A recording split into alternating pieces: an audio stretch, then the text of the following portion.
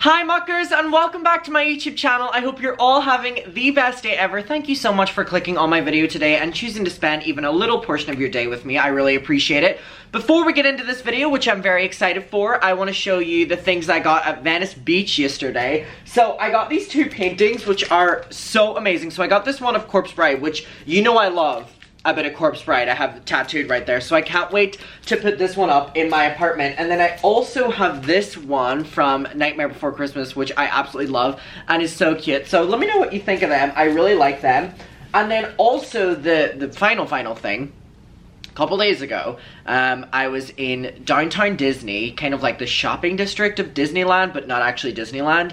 And I went into one of the shops literally just to get a drink, and they had very few shirts available. They had possibly like 4 or 5, and one of them was this. Now you may be looking at it and be like, alright, cute shirt, whatever.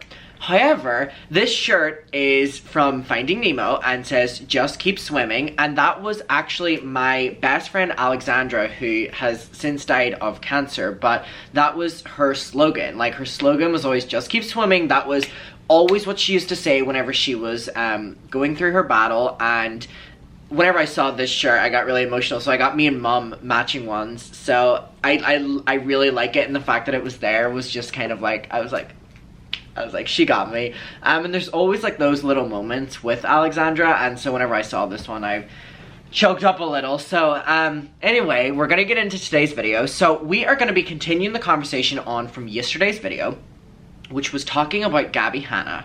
Now, I know that a lot of you had a lot to say in the comment section of yesterday's video, and I skimmed through it before filming this video, and I didn't, like, you know, properly take everything in because I wanted to, like, get my genuine reaction on here and kind of give you my feedback on what you have to say. I either agree with you, I disagree with you, and I really like doing this. And I did this a couple days ago, and people were like, please continue doing this, because we really like having a rundown of the drama and then you reading out opinions, some that you agree with, some you don't agree with. It kind of gives a more, not only balanced conversation, but a more interesting one, because there's so many different opinions being thrown in the mix.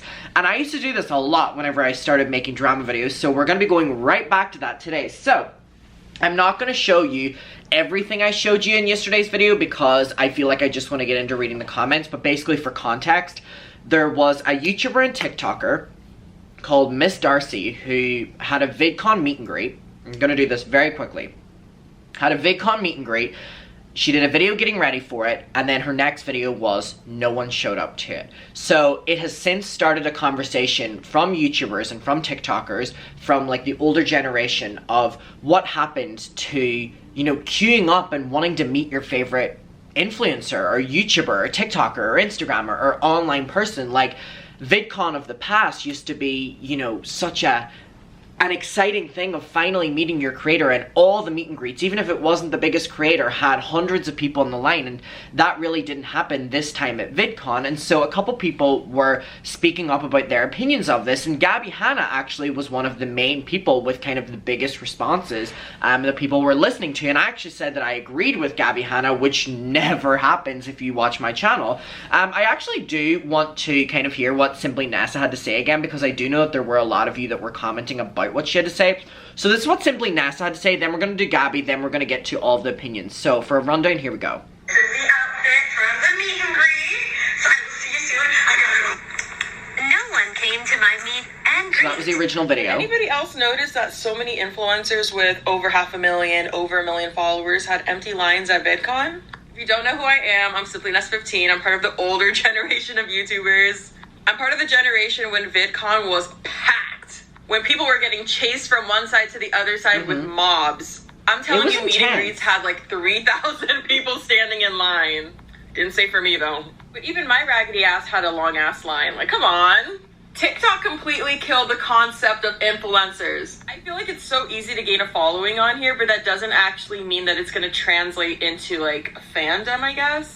I was talking to a merch company recently, and they were telling me they wanted to work with more YouTubers because all of the people that they were making merch for that were TikTokers were not selling anything. I feel like with TikTok, it's very come and go. Like, you could be super active on here for like a month. Same could be said about YouTube. And then a month later, people just don't care anymore. They unfollow, or you have this big following. Because I feel like with TikTok, you don't go through your followers to like unfollow people. You just keep scrolling past their videos. Point. So then you're left with this big following of like 1.5 million people, but your TikToks are getting like 1,000 views. So the numbers are just not adding up anymore. And I'm noticing how hard it is to transfer to other platforms now. I feel like every social media has an era. Do you guys remember the Vine era when people had a ton of followers on there and everybody also went to go follow their Instagram, also went to go follow their YouTube? Yes. It's not happening on here though. I'm seeing 2 million followers on here, but on the YouTube, it's only 1K views, 10K subscribers. I feel like TikTok also killed our attention spans. Yes. So yeah, like I really enjoy your 10-second videos, but it's a little hard for me these days to go and watch an entire 20 to 30 minute video that you just filmed. Like, it's okay, I got enough of you in those 10 seconds. I've asked so many of my friends and they've agreed on that. Like, TikTok has killed our attention span. But I just feel like long gone are the days where people are gonna actually buy a plane ticket, buy a hotel, get the event ticket, all this transportation and food money. Like, people are not saving up or splurging like that anymore on influencers. I think people finally realize they're just normal people and they really don't deserve your dollar. But what do you think? Okay. My opinions on what Simply Nessa had to say were in the first video. We're just going to keep this going so that I can get to the opinions of what y'all have to say. So I will link that down below if you want to hear my take on that. And here is Gabby's take. So again, for a refresh. This was another YouTuber that had a failed meet and greet. As somebody who's kind of around when the term influencer got coined, I think that the main difference is that influencer became interchangeable with online salesperson. Being an online content creator used to be about carving your way into a subculture because you didn't fit into the mainstream. But now social media is the mainstream. It used to be about original content, and now it's about using the same trends, transitions, trending sounds, songs, dances as everybody else, just doing it looking a little bit better or more interesting or derivative than somebody else. I hate that I'm agreeing with Gabby Hanna. Because it was finding somebody that you really connected with, and it was somebody who was doing something that so many people didn't have the balls to do. And now it's just looking for the most interesting face to sell you a product, and it's simply not memorable. The OGs started before influencer was a job title that you can have. People created content because it was their artistic outlet and their expression of self. Now it's just a seemingly glamorous alternative to getting a real person job. But don't be fooled. It is still just online sales at this point, in my opinion. Alright, so that was the first one. And then the second and final one was basically someone was like, but hey, haven't you done sponsorships? Like, what's your opinion on, you know, doing sponsorships if you were to take them now? Man, I used to do fucking ads back in the day, which is kind of how you get stuck in the trap, especially at the time. I don't know what it's like now, but we used to get fucking buku fucking money for ads on YouTube because there weren't that many people doing it. So you could set your price and you could set it fairly. When you look at what a YouTuber gets on their views versus what somebody would pay for an ad spot on a major network versus their views, YouTubers should be making a lot of money. That being said, I don't think that I could charge anywhere near the rates that I was charging, even if my views and shit were on par, because I just think that it's so oversaturated that a lot of these kids don't even know what they're fucking worth. True. I had the privilege of being one of the only kind of adults in the space who I graduated from college. I took classes in business and marketing and economics, and I knew how business worked. A lot of people didn't. All that to say, I did do a lot of ads. It was extremely lucrative as a career, but it really became a sales job. And I just couldn't fucking do it anymore because the products were all the same at this point. It's like a hair waver or a fucking makeup brush. And it just wasn't authentic. And I felt bad putting that out to my fans because I built my fans on music and poetry. I never even really had merch. I put out a couple designs, but I chose to fucking make a poetry book because I didn't want fans to buy a shirt that I didn't design as a way to just get some money from them. I wanted to share my art, and now that I'm actually doing a clothing line, finally, I'll put out some clothing. I haven't done ads in a while because I don't feel that I've been upkeeping or maintaining a page or working in that career or putting myself in the position to be getting brand deals. I really just took over They also don't want to work with her, but we've been through this. To just figure out the next phase of my career because online salesperson was just not the one that I wanted to keep fucking doing. If the right sponsorship came up, of course I'll do it, but I need to make sure I put myself in the position where I'm aligning myself with the sponsors that I would feel proud and honored to promote, as opposed to something that's just okay and good enough if somebody wants to buy it, really. Okay, I know that I'm gonna tell you that if you want my full opinions on what Gabby has to say, you can watch my first video, but one thing I do want to say is my main criticism of Gabby, which I didn't say in my video yesterday, where she's saying, you know, it turns into like a full-time like salesperson job. That's only if you're only posting sponsored ads.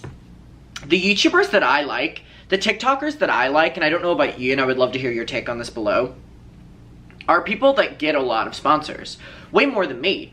But they also post a lot of content as well as sponsored content. So for example, if I like podcasts, you know, some of their podcasts won't be sponsored and then some will. If I like TikTokers, some of their videos will be sponsored, most aren't. Same goes for YouTubers. Most of their videos are not sponsored, some of them are. So Gabby's saying that, you know, it turns into like a full-time like salesperson. That's only if you choose to only upload content whenever you're getting like paid on top of what you would get paid for people watching the video. So I disagree on that point, but I want to get in swiftly to what the comments say. So if I don't read yours, I apologize. There's over 200 comments. Thank you guys. I'm gonna read the top suggested ones, which means the ones that people were engaging with the most. So if I read out your one, you had a popular or unpopular take that started a conversation, so congratulations. So Miranda Miller said, I hate to say it. I love that everyone says that whenever they agree with Gabby just because she's so unreliable. I hate to say it, but points that she made make sense. When she was at her peak on the internet, people did get famous by being different. Now it's much of the same people doing the same trends, dances, tutorials, etc. And it really doesn't separate creators these days.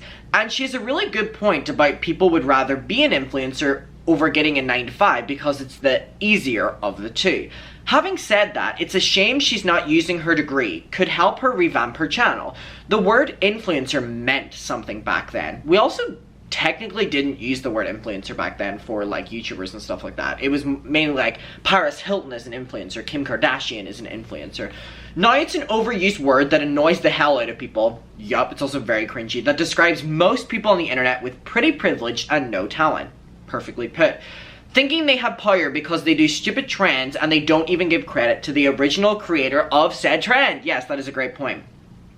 Victoria Cat said, I think we should also accept the fact that the pandemic changed basically everything, which is a great point as well. Not just financially and relevancy-wise, but like what's important and what people are choosing to spend their time and money on, rather than something that we did back in the past.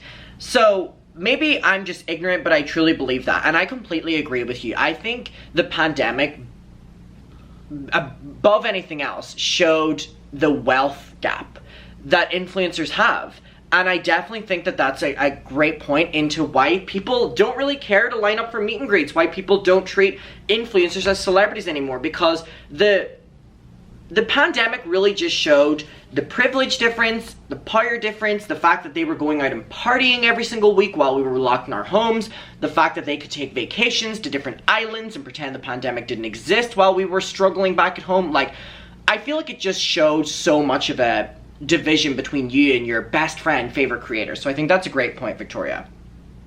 All right. Not My Channel said, it makes sense that YouTuber fans are way more invested. You have to invest time to watch them, so you have to actually like them as a person and what they're doing. On TikTok, majority of the time, as long as they're mildly, entertaining, they're worth a follow. So McKenna Rudolph said, while I agree with Simply Nessa about everyone is realizing that creators are just normal people, I truly think it just comes down to the state of the world that we're living in right now, especially America. We're still in a pandemic and lots of people won't go to conventions because of that, but also they're really expensive.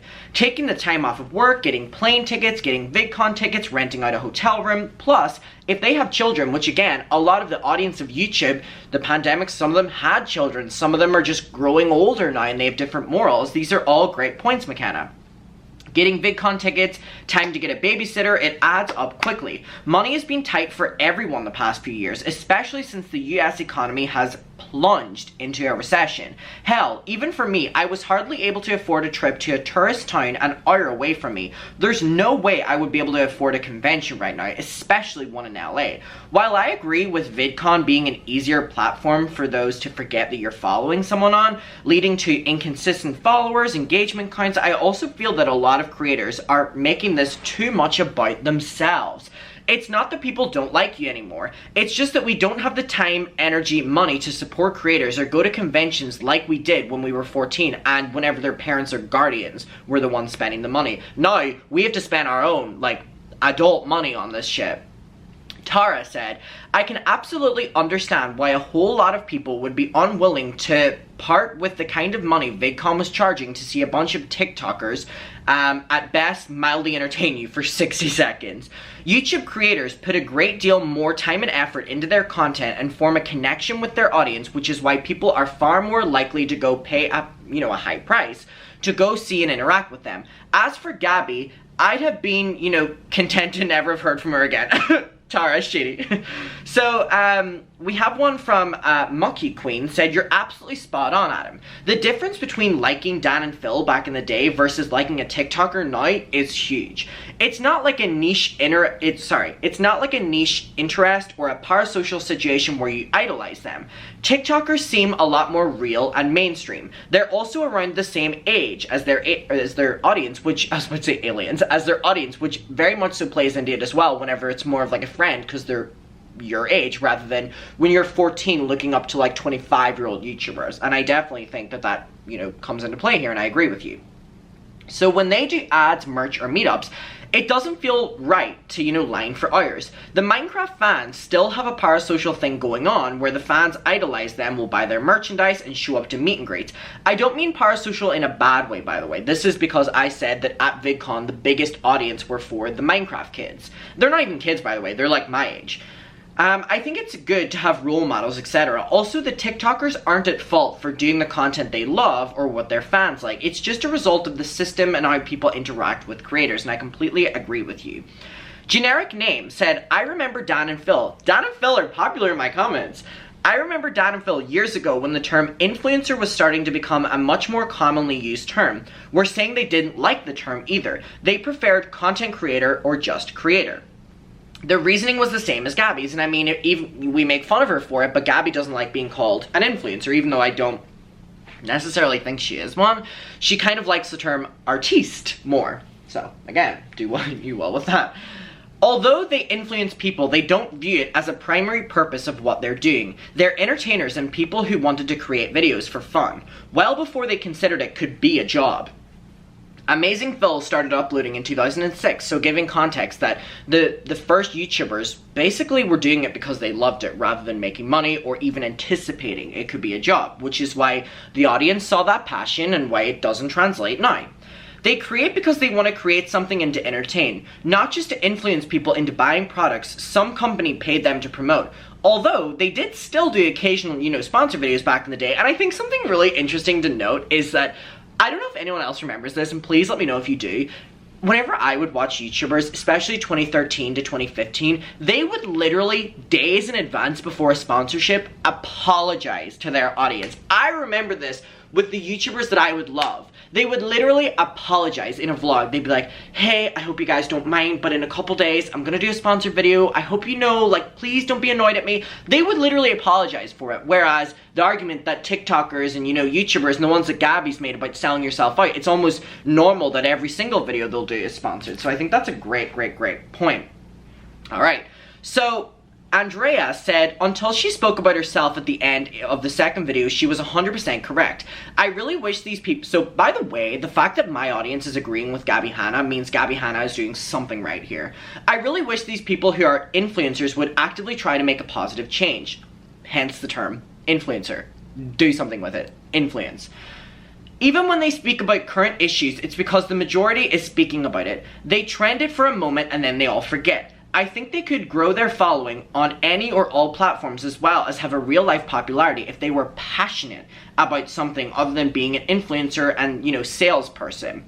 I go to VidCon type of things to see someone like you, Adam, or, Bailey, I don't know how to pronounce the second name, but the true crime YouTuber. That's really sweet. Thank you so much. And I think that is because of the long form content, and you know, it makes you want to engage. Okay, rant over. Sorry for the essay. And I would love to meet you too, Andrea. And I completely agree with the fact I personally align myself with long form content. I enjoy that a lot more. Alright, okay, so Brenna said something really good. Man, I would have agreed with Gabby had she said that she was 100% guilty of doing everything that she's mentioned. So that also is a valid point, that Gabby is making great points here, but she's also done everything that she's calling out for. Alright, okay, so I'm gonna read out a couple more. So, Copa Mimi said Gabby's video comes off as I was an artist and these people are sellouts, which I think is incredibly disingenuous. I really do think that that is what we're gonna end it on. So, as much as we can give Gabby credit where credit is due, she also made millions of dollars probably off of the thing that she's calling people out for now, and it just worked for her and it's not working for them. So, I loved hearing your opinions on this. I really do like hearing your takes on it. There were people being like, I agree with Gabby, then people be like, I agree with her, but she's a hypocrite. I don't agree with Gabby. I just think it broadens the conversation so much more and creates more of like a fair debate. And please, let's continue in this video. And what's your opinions on the opinions I read out? Thank you so much to everyone who commented, and thank you if you're gonna comment on this video. I really appreciate it.